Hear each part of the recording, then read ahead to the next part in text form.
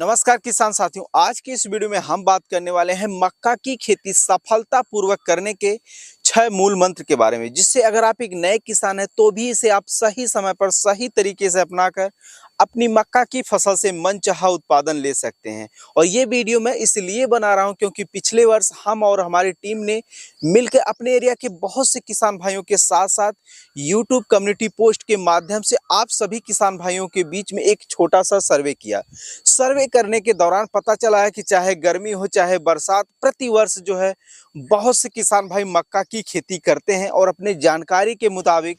खाद, बीज, दवाई और सिंचाई का उचित प्रबंधन करते हैं। लेकिन जब उत्पादन लेने की बात आती है तो उनमें से ज़्यादातर किसान भाई बेहतर उत्पादन लेने के मामले में फेल हो जाते हैं। जब हम और हमारी टीम ने उन किसान भाइयों से बात की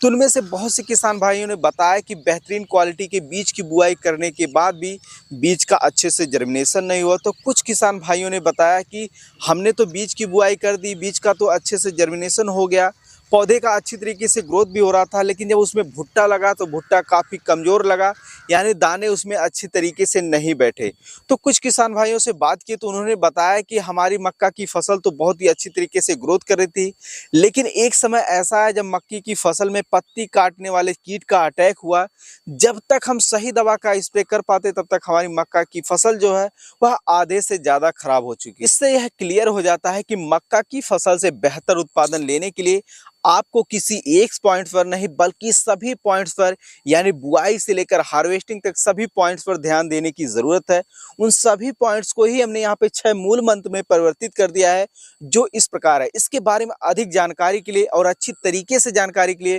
वीडियो को पूरा देखें। और अगर आप लोग नंबर 1 खेतीबाड़ी यूट्यूब चैनल पर पहली बार आए हैं या अभी तक सब्सक्राइब नहीं किया तो सब्सक्राइब जरूर करें। मक्का की खेती सफलतापूर्वक करने के 6 मूल मंत्र में से पहले नंबर पर है खेत का चुनाव। हम में से ज़्यादातर किसान भाई करते क्या है कि खेत की मिट्टी चाहे जैसी भी हो, बीज बुआई करने से मतलब रखते हैं। नतीजा होता क्या है कि फसल से मनचाहा उत्पादन देखने को नहीं मिलता है। लेकिन अगर आप लोग अपनी मक्का की फसल से मनचाहा उत्पादन लेना चाहते हैं तो मक्का की बुआई करने से पहले खेत का चुनाव करते समय आप लोगों को 2 विशेष बातों का ध्यान रखना है। पहला, ऐसे खेत की मिट्टी का चुनाव करें जिस खेत की मिट्टी उपजाऊ होने के साथ साथ अच्छे जल निकास वाले भी हो, यानी खेत में जल भराव की स्थिति ना बनती हो। दूसरा, ऐसे खेत का चुनाव करें जिसमें पहले से ही जो है मक्का के बीज की बुआई ना की गई हो, यानी मक्का की फसल उसमें ना लगाई गई हो। ऐसे खेत का चुनाव करें। दूसरा है खेत की तैयारी। किसान भाई, हम में से ज़्यादातर किसान भाई करते क्या है कि अपने खेत में जैसे तैसे खेत की जुताई करके उसमें बीज फैलाकर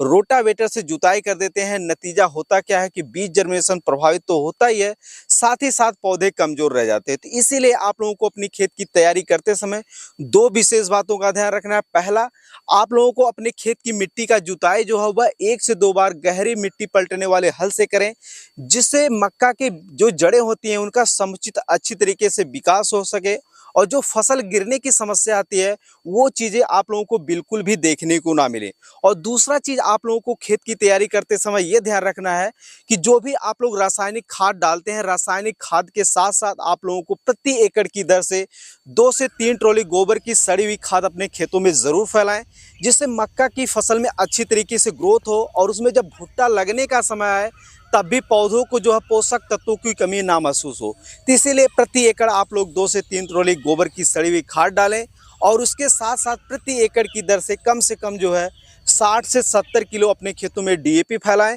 और उसके साथ साथ 20 किलो जो है पोटास खेतों में फैलाकर अच्छी तरीके से जो है खेत की जुताई कर लें। तीसरा जो सबसे महत्वपूर्ण मूल मंत्र है वह है बीज सिलेक्शन। हम में से ज़्यादातर किसान भाई करते क्या है कि जिन बीजों की बुआई हम बरसों से करते आ रहे हैं उन्हीं बीजों की अपने खेत में बुआई कर देते हैं, या फिर मार्केट से जब बीज लेने जाते हैं तो दुकानदार जो भी बीज देता है उनका जाँच परख किए बिना ही अपने खेतों में हम लोग बीज बुआई कर देते हैं। नतीजा होता क्या है कि मक्के की फसल में तरह तरह की रोग बीमारी देखने को मिलती है, जिससे मक्का की फसल से मनचाहा उत्पादन देखने को नहीं मिलता है। लेकिन अगर आप लोग अपनी मक्का की फसल से मनचाहा उत्पादन लेना चाहते हैं तो आप लोग अपने एरिया के प्रचलित हाइब्रिड किस्मों का चुनाव कर सकते हैं,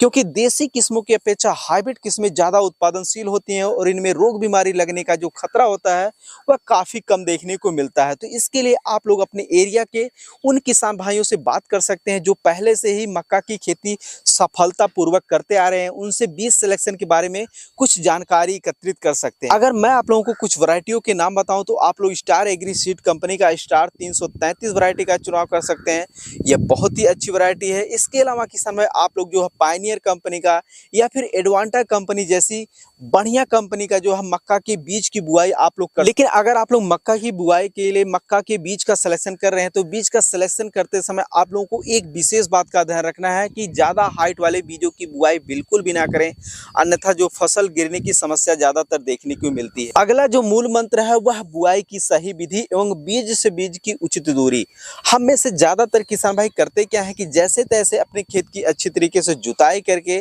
प्रति एकड़ 6 किलोग्राम से लेकर 8 किलोग्राम अपने खेतों में बीज फैलाकर जो है रोटावेटर से जुताई करके जो है मेड़ बना देते हैं। नतीजा यही होता है कि रोटावेटर से और छिटकन विधि से बुआई करने के कारण कहीं पे बीज ज़्यादा जर्मिनेट हो जाता है यानी घना हो जाता है, तो कहीं पर जो है पौधे दूरी दूरी पर हो जाते हैं। तो जहाँ पर घना हो जाता है वहाँ पे भुट्टा बहुत ही कमज़ोर लगता है क्योंकि सनलाइट और हवा का अच्छा से प्रबंधन नहीं हो पाता है। लेकिन अगर आप लोग अपनी मक्का की फसल से मनचाहा उत्पादन लेना चाहते हैं तो मक्का की बीज की बुआई करते समय आप लोगों को बीज से बीज की दूरी और लाइन से लाइन की दूरी मेंटेन करना बहुत ही जरूरी हो जाता है। तो इसके लिए अगर आप लोग बरसात के मौसम में मक्का की बुआई करने जा रहे हैं तो आप लोगों को लाइन से लाइन की दूरी जो है कम से कम जो है 2 से 2.25 फीट पर करनी है और बीज से बीज की दूरी जो है वह आप लोगों को 1 फीट पर रखनी है। वहीं अगर आप लोग गर्मी के मौसम में मक्का की खेती करने जा रहे हैं तो आप लोगों को लाइन से लाइन की दूरी जो है कम से कम 1.5 से 2 फीट पर रखनी है और बीज से बीज की दूरी जो है वह 7 से 8 इंच पर करनी है।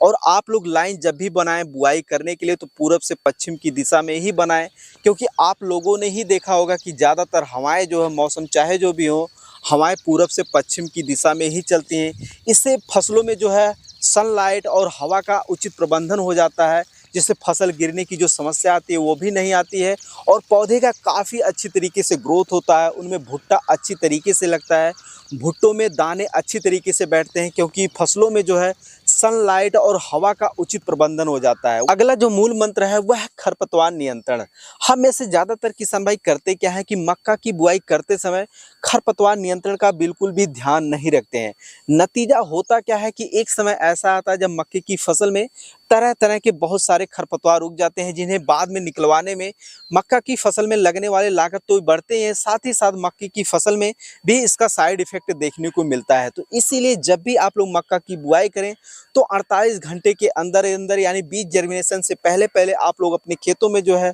प्रति एकड़ 1 लीटर पेंडामेथ्रिन को 200 से लेकर 250 लीटर पानी में घोल बनाकर अपनी फसलों में स्प्रे कर दें, जिससे शुरुआती दिनों में उगने वाले मक्का की फसल में जो तरह तरह के खरपतवार होते हैं उन्हें आप आसानी से नियंत्रण कर सकते हैं। अगला जो मूल मंत्र है वह है कीट व रोग का नियंत्रण। मक्का की फसल में ज़्यादातर देखा जाता है कि जड़ गलन की समस्या आती है, तो इसके लिए आप लोग अगर अपने बीज की बुआई करते समय ही बीज को शोधित करते हैं या फिर नए बीज की बुआई करते हैं तो आप लोगों को यह समस्या बिल्कुल भी देखने को नहीं मिलती है। कीट की बात करें तो मक्का की फसल में ज़्यादातर जो है पत्ती खाने वाले कीट का अटैक होता है, जिन्हें अगर समय पर नियंत्रण ना किया जाए तो ये मक्का की फसल को काफ़ी हद तक बर्बाद कर देते हैं। तो इसका नियंत्रण करने के लिए आप लोगों को प्रति 15 लीटर पानी में 30 ml जो है प्रोफेक्स लेना है और अपनी फसलों में जो है हफ्ता से 10 दिन के अंतराल पर, यानी पहला स्प्रे आप लोगों को 20 दिन पे लेना है, तीसरा स्प्रे आप लोगों को 35 दिन पे लेना है और चौथा स्प्रे आप लोगों को 60 दिन पर लेना। किसान भाई ये थी मक्का की फसल से बेहतर उत्पादन यानी मनचाहा उत्पादन लेने के 6 मूल मंत्र। उम्मीद कर रहे हैं आप लोगों को अच्छी तरीके से समझ में आ गया होगा। इसके अलावा किसान भाई आप लोगों को अपनी मक्का की फसल में समय समय पर देखते रहना है कि सिंचाई कब करना है, उसे कब खाद की आवश्यकता पड़ रही है तो उसे आप लोग खाद देते रहें, जिससे आप लोगों की मक्का की फसल में जो है दमदार भुट्टा लगेगा और उसमें दाने जो है अच्छी तरीके से बैठेंगे। उम्मीद कर रहे हैं वीडियो में दी गई जानकारी आप लोगों को अच्छी लगी होगी। अगर अच्छी लगी हो तो ज़्यादा से ज़्यादा किसान भाइयों तक इस वीडियो को शेयर करें और अभी तक आप लोगों ने इस चैनल को सब्सक्राइब नहीं किया तो सब्सक्राइब करें। धन्यवाद।